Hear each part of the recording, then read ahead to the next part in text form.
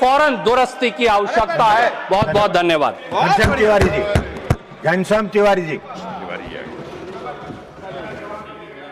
माननीय उपसभापति महोदय, आम बजट पर बहस हो रही है और मैं अभी माननीय सदस्य श्री सुरजेवाला जी का भाषण सुन रहा था। किसानों के बारे में जो लफज्जेबाजी उन्होंने की है उसकी तो मैं तारीफ करता हूं, क्योंकि क्या बात है, शांत रहिए। क्योंकि किसानों के बारे में वो जितना जानते हैं वो उनके नेता के यहाँ से आता है। और उनके नेता जब हरियाणा में प्रचार कर रहे थे तो उन्होंने कहा कि मैं किसानों के हित में जलेबी की फैक्ट्री लगा दूंगा। तो जो जलेबी की फैक्ट्री लगाने वाले आदमी हैं वो किसानों के बारे में बात करें तो मैं उनको बहुत बहुत बधाई देता हूं। और माननीय सभापति महोदय, उन्होंने कई कहावतों का प्रयोग किया। मैं ज़्यादा कहावतों का प्रयोग नहीं करता हूं, लेकिन एक कहावत को वो समझते हैं और मैं समझता हूं। बाकी लोग समझे कि नहीं समझे तो मैं हिंदी में समझाने की कोशिश करूंगा। हरियाणा राजस्थान के लोग समझते हैं कि छाजड़ो तो बोले चालनी बोले बिके 70 छेद। यानी सूप जो है वो इसलिए कह रहा हूं कि इनके टाइम पर जब इन्होंने राज छोड़ा उस समय जो बजट था वो 17 लाख करोड़ का था और अब 53,47,315 करोड़ का बजट है। तो इसलिए बजट गया कहां? कटौती में। वही तो इसलिए ये सारी बात करना कि वो कट गया, वो कट गया, वो नहीं कटा, वो डायरेक्ट ट्रांसफर हो गया। वो हर पंचायत के हिसाब से, एक सरपंच के पास जनगणना के हिसाब से डायरेक्ट सरपंच के यहाँ ट्रांसफर होता है, वो सरकार के पास नहीं जाता। इसलिए वो जो सरपंच के पास जा रहा है उसमें वो बीच में कटौती नहीं हो रही है, 15 पैसे पहुंच जाएगी वो चिंता है। इसलिए मैं निवेदन करना चाहता हूं। फिर माननीय सभापति महोदय, उपसभापति महोदय, राज्य का काम क्या है? राज्य से संपदा सदा धर्माय प्रयोज्या। राज्य की जो संपदा है, जो पैसा है, वो आम जनता के काम आए, जन कल्याण के काम आए, समावेशन के काम आए और सतत विकास के लिए काम आए। ये तीनों बातों पर अगर देखेंगे तो ये बजट बहुत बढ़िया है। और इस बजट में एक विशेषता यह है कि माननीय श्रीमती निर्मला सीतारमण जी ने 9वीं बार ये बजट पेश किया है। 9वीं बार बजट पेश। और इसके लिए हमारे शास्त्रों में लिखा है, नारी हस्ते यदा नीति नारी हस्ते अर्थ संचय तदा राष्ट्राय सौभाग्यम समृद्धि संचय। नारी के हित में, नारी के द्वारा अगर अर्थनीति का संचालन होता है तो राष्ट्र का समृद्धि होती है और राष्ट्र का सौभाग्य होता है। मोदी जी ने 9 बार लगातार इनको पेश करने का दिया। यह भारत के राष्ट्रीय सौभाग्य का प्रतीक। माननीय उपसभापति महोदय, अभी बात कर रहे थे कि अमेरिका से जो समझौता किया उसमें भारत के किसानों का हित गिरवी रख दिया। ये हर चीज में यही बात करते। लेकिन मैं सदन को, सुरजेवाला जी, सदन को मैं आपके माध्यम से सूचना देना चाहता हूं कि अभी ब्रेकिंग न्यूज चल रही है। व्हाइट हाउस से घोषणा हुई है कि अमेरिका ने जो 25% पेनल्टी टैरिफ लगाया था रूस से तेल लेने पर, वो पैसा वापस देगा और 40,000 करोड़ रुपए भारतीय व्यापारियों को वापस मिलेंगे। ये व्हाइट हाउस से घोषणा। ये मुमकिन कैसे हुआ? ये मोदी है तो मुमकिन है, इसलिए हुआ है। इसलिए मोदी, हाँ वो बता रहा हूं, वो बता रहा हूं। मैंने ये बार बार ट्रम्प कर रहे थे, अभी भी करते हैं। तो मैंने उनको एक बात कही थी कि आपको ट्रम्प याद आते हैं, लेकिन आपने हमारा ट्रम्प कार्ड नहीं देखा। और वो ट्रंप कार्ड है नरेंद्र मोदी, जिन्होंने अमेरिका को घुटनों पर लाकर हमारा 18% करा दिया और ये 25% वापस भी ले लिया। और जो समझौता किया है, उस समझौते में न तो दूध का समझौता है, न चीज का समझौता है, न हमारे यहाँ किसान की मसाले आदि जितनी चीजें हैं उन पर एक्सपोर्ट पर 0 टैरिफ होगा। अमेरिका में 18% भी नहीं होगा। तो ये सारी बात आप करते हैं। इसलिए मैं आपको कहना चाहता हूं कि एक आदमी 1 साल का बजट पेश करता है, कुछ पंचवर्षीय योजना करते हैं। जब आए तो जड़ता समाप्त करने की कोशिश की है मोदी जी ने अर्थव्यवस्था की जड़ता समाप्त करने की कोशिश की। जब जैसे पूरा ही काम कर दिया, पूरा ही काम कर दिया वो फाइनल है। तो वो जो काम किया उन्होंने पंचवर्षीय योजना के माध्यम से, मुझे ध्यान है जब योजना आयोग होता था तो माननीय सभापति महोदय राज्यों के मंत्री आकर वहां योजना आयोग में दरबार लगाकर बैठ जाते थे और अपनी वार्षिक योजना मंजूर कराने के लिए आना पड़ता था। ये बार बार राज्यों की स्वायत्ता की बात करते हैं, कोऑपरेटिव फेडरलिज्म की बात करते हैं। राज्यों को इतनी स्वायत्ता स्वतंत्रता कभी नहीं मिली। योजना आयोग को समाप्त करके जो नीति आयोग बनाया, इसके कारण से राज्य स्वायत्त हो गए। आज राज्यों को स्वायत्ता मिली। इतना बड़ा काम परिवर्तन किया है। समाजवादी समाज की रचना में उलझ गए थे और कोटा, परमिट और लाइसेंस का राज चलता था। दोहरी मूल्य नीति थी। हम सब लोग जानते हैं सीमेंट के 2 भाव होते थे, एक मार्केट एक कंट्रोल पर। चीनी के 2 भाव होते थे, मार्केट और कंट्रोल पर। साहब स्कूटर, मैं जब पहली बार एमएलए बनकर आया 80 में, तो स्कूटर भी 2 मिलते थे एमएलए को, उन पर भी ब्रेक होता था। एक गैस का कनेक्शन मिलता था और एक टेलीफोन का कनेक्शन मिलता था। उनके लिए लाइन लगी रहती थी।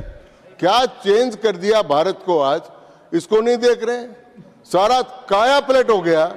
भारत आगे बढ़ा 11वीं अर्थव्यवस्था और उसे 30वीं अर्थव्यवस्था पर लाकर छोड़ दिया। उस बात इनको ध्यान में नहीं आ रही। ये सारी बात करने के लिए अब आप जाइए। राजस्व प्राप्तियां 28 लाख करोड़ से अधिक है और राजकोषीय घाटे को 4.3% तक सीमित कर रखा हुआ है। ये इतना बड़ा काम है। और आप जब ये बात करते हैं तो सार्वजनिक जो पूंजी व्यय है वो 12.2 लाख करोड़ रुपए का है। ये इंफ्रास्ट्रक्चर में जो पैसा जाएगा, 4 लाख करोड़ रुपया किसान सम्मान निधि के रूप में अगर किसानों के पास चला गया तो किसान का इससे बड़ा सम्मान क्या होगा? वो नरेंद्र मोदी ने किया। कुल व्यय प्रभावी पूंजीगत व्यय 17,14,523 करोड़ होगा और इन संरचनाओं से 2 करोड़ नौकरियां सृजित की जाएगी। ये बजट जो है वो बहुआयामी बजट। ये बजट 2047 को देखकर कहा गया। अरे 2047 को इसलिए देखकर किया गया है कि हम आगे की सोचते हैं, भावी पीढ़ी की सोचते हैं और भारत के भविष्य को सोचते हैं। नया इनकम टैक्स का कानून आ रहा है। सारे कानून नहीं आ रहे। पूरे कानूनों की जड़ता में सारे राष्ट्र को जड़ा हुआ था। उन सारे कानूनों को बदलकर आर्थिक दृष्टि से कितने बड़े सुधार किए। ये जीएसटी का जो 2 संशोधन किया, उसके बाद में कितना रुपया लोगों को बचत हुआ और कितनी जीडीपी बढ़ी, ये काम हमने इसमें किया है। और मैं आपको कहना चाहता हूं कि निर्यात प्रोत्साहन और इन सब के लिए सारा काम किया और जो समझौते किए हैं। कौन सा प्रधानमंत्री, मैं किसी प्रधानमंत्री की तुलना नहीं करता, लेकिन मैं यह कहना चाहता हूं, कौन प्रधानमंत्री है जिसको विश्व में सबसे अधिक देशों में सबसे अधिक राष्ट्रीय सम्मान मिले? वो नरेंद्र मोदी, सर्वोच्च सम्मान उन देशों का। कौन से प्रधानमंत्री हैं जिन्होंने विश्व की सबसे ज्यादा संसदों को संबोधित किया है वो नरेंद्र मोदी। कौन से प्रधानमंत्री हैं जिन्होंने सबसे ज्यादा व्यापारिक समझौते किए हैं? वो नरेंद्र मोदी। आप देखिए, यूनाइटेड किंगडम से समझौता किया एफटीए के अंतर्गत 2025 में 90% टैरिफ लाइंस पर उदारीकरण किया। टेक्सटाइल, ज्वेलरी और ऑटो पार्ट्स को लाभ मिलेगा, यह मोदी जी ने किया। 18 साल तक ये नहीं कर सके थे। ओमान सीईपीए दिसंबर 2025 में हस्ताक्षरित किए। भारत के 99% चीजों पर निर्यात पर 0 टैक्स होगा, ड्यूटी नहीं होगी। टेक्सटाइल, जेम्स और इंजीनियरिंग गुड्स मजबूत होंगे। न्यूजीलैंड से एफटीए किया दिसंबर 2025 में निष्कर्षित। कृषि, फल सब्जी, मैन्युफैक्चरिंग को बाजार मिलेगा। प्रशांत क्षेत्र का गेटवे हमारे लिए खुल जाएगा। स्विट्जरलैंड, आइसलैंड और नॉर्वे टीईपीए अक्टूबर 2025 में हुआ। इसमें 1 मिलियन नौकरियां सृजित होगी। यूरोपीय संघ, मदर ऑफ ऑल डील्स जिसे कहते हैं, 27 देशों के साथ एक साथ समझौता जनवरी 26 में हुआ। 96% ईयू निर्यात पर tariff cut. Textile, pharma, auto को लाभ होगा और द्विपक्षीय व्यापार बढ़ेगा। अभी अभी मलेशिया से समझौता हुआ है। और अमेरिका की डील के बारे में जो कह रहे हैं, अमेरिका से डील भारत मोदी जी के नेतृत्व में, चाहे सामरिक बात हो चाहे व्यापारिक बात हो, देश के इंटरेस्ट से समझौता नहीं कर सकते, क्योंकि नरेंद्र मोदी का तपे पूत जीवन राष्ट्र को समर्पित। जब यूक्रेन का रूस का युद्ध शुरू हुआ और अमेरिका ने, यूरोप ने, सब ने कहा कि रूस से क्रूड मत खरीदो, मोदी जी ने कहा खरीदूंगा, क्योंकि मुझे मेरे देश की ऊर्जा का संरक्षण करना है। और वो खरीदा और खरीद के बाद में खरीदा ही नहीं। अभी पूछ लेना है तब। खरीद रहे हैं ना, खरीद रहे हैं। आपको पता नहीं है, पता करिए पहले। वो भी थोड़ा सा इंतजार कर लो तो वही बता दूंगा। तो वो खरीदा और खरीदा ही नहीं, खरीद के बाद में हमारी रिफाइनरीज में शुद्ध करके, जो यूरोप हमको कह रहा था मत खरीदो, उस यूरोप को सबसे ज्यादा पेट्रोल एक्सपोर्ट करने वाला देश भारत बनाया मोदी जी ने। और मोदी जी की यह अपील थी कि यूक्रेन और रूस में जब भारतीय झंडा लेकर गए तो गोलीबारी बंद हो गई। तो इसलिए यह मोदी जी का जो अस्तित्व है, वो अस्तित्व आप समझिए। और जो अभी समझौता, अभी जो समझौता किया है, अभी समझौता भारत की शर्तों के आधार पर हुआ है और कोई नहीं हुआ। और बजट की जब चर्चा करते समय भी कह रहे थे कि बजट में क्या बढ़ा, क्या हुआ बजट में। देखिए, सबसे पहली बात यह है कि राष्ट्र रक्षा पहला काम। हमारे शास्त्रों में कहा है शस्त्रेण रक्षिते राष्ट्रे। तो रक्षा के बजट को बढ़ाया है 14%। 2,56,000 करोड़ रुपए ज्यादा उस पर खर्च कर रहे हैं। रक्षा का बजट बढ़ाया। और रक्षा का बजट क्यों बढ़ाया? क्योंकि सुदर्शन सिंदूर तो हो गया, सुदर्शन चक्र जैसे इजराइल ने डोम बना रखा ना, वैसे भारत की सुरक्षा के लिए सुदर्शन चक्र। और मैं कहना चाहता हूं कि सुन लें, 100 गाड़ी तक तो माफ होती है। शिशुपाल को भगवान ने माफ कर दिया था। 100 से ज्यादा गाड़ी होती है ना, तो फिर सुदर्शन चक्र चल जाता है। तो कांग्रेस वालों को भी समझना चाहिए कि जितनी गाड़ी आप व्यक्तिगत रूप से निकाल रहे हो प्रधानमंत्री जी को, उतनी ठीक नहीं। व्यक्तिगत रूप से गाड़ियां निकालना बिल्कुल ठीक नहीं है। नीति पर, सिद्धांत पर आप आलोचना करिए, आपका करना चाहिए। इसी प्रकार में कह रहा था कि जब वो हो गया, रक्षा हो गई, उसके बाद क्या है, तो शस्त्रेण रक्षिते राष्ट्रे शास्त्र चिंता प्रवर्तित, उसके बाद शास्त्र की चिंता हो तो फिर शिक्षा आ गई। तो इस बजट में शिक्षा को बढ़ावा दिया है और शिक्षा के लिए ज्यादा खर्च का प्रावधान किया। फिर कृषि के लिए और प्रावधान किया, सामाजिक सुरक्षा के लिए प्रावधान किया। और वो प्रावधान कितना है? चिकित्सा और स्वास्थ्य।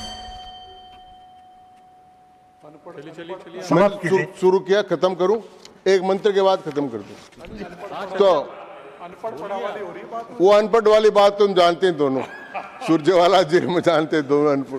तो ये बजट में इस प्रकार का प्रावधान किया गया है कि आने वाली पीढ़ियां इसको याद रखेगी। और नरेंद्र मोदी के लिए एक अथर्ववेद का मंत्र है, वो मंत्र पढ़कर मैं अपनी बात समाप्त करूंगा। भद्रमिच्छन्त ऋषिये स्वर दिस्तपो दीक्षा ततो राष्ट्रम बलमोजस्य जातम तस्मै देवा उपसन्मन्तु। अर्थात राष्ट्र उन मनुष्यों के प्रति कृतज्ञ है जो अपने तप के प्रभाव से राष्ट्र को शक्ति संपन्न और गौरवास्पद बनाते हैं, जिनके ओजस्वी स्वरूप को देखकर बड़े बड़े राष्ट्र उनके सामने नतमस्तक हो जाते हैं, जैसा 42,000 करोड़ रुपए देकर अमेरिका हो गया। धन्यवाद सभापति। धन्यवाद। श्री सुखेंदु शेखर